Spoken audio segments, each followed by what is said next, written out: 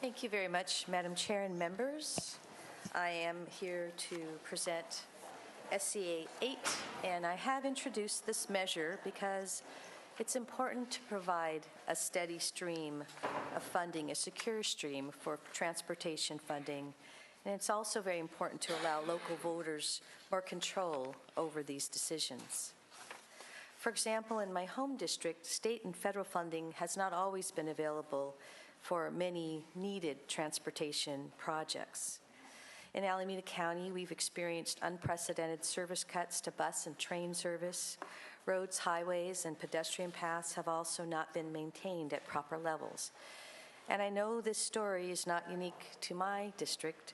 This is a similar story that I've heard from others throughout the state of California. Last year, Measure B1 was introduced in Alameda County, and this ballot measure would have funded some very crucially needed projects. Projects to reduce traffic congestion, projects that would improve public transportation.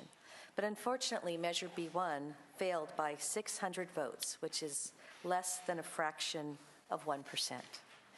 So this morning, I present Senate Constitutional Amendment 8, that proposes to lower the voter approval threshold from 2/3 to 55% for funding of transportation projects.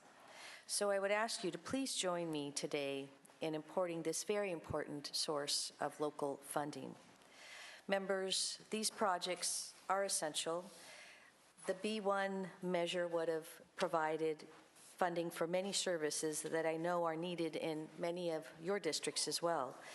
These would have helped restore transit service cuts and retrofitted local streets and roads, built bicycle lanes, allowed for sidewalk improvements, could have been used for sustainable land use, transportation linkages, and also helped fund an extension to BART to Livermore, all very important projects. So these are just examples of Alameda County's needs in transportation, but I know that this is an important measure for all of you. And I would also like to call your attention to an article that I saw in the Chronicle this morning.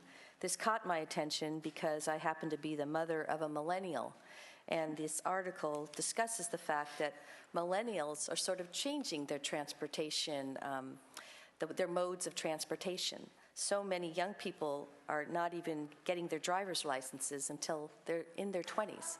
So they are needing and using our transportation, our transit programs, and obviously our rail programs. And I think it's important we keep this in mind when we take a look at how we fund our future transportation needs.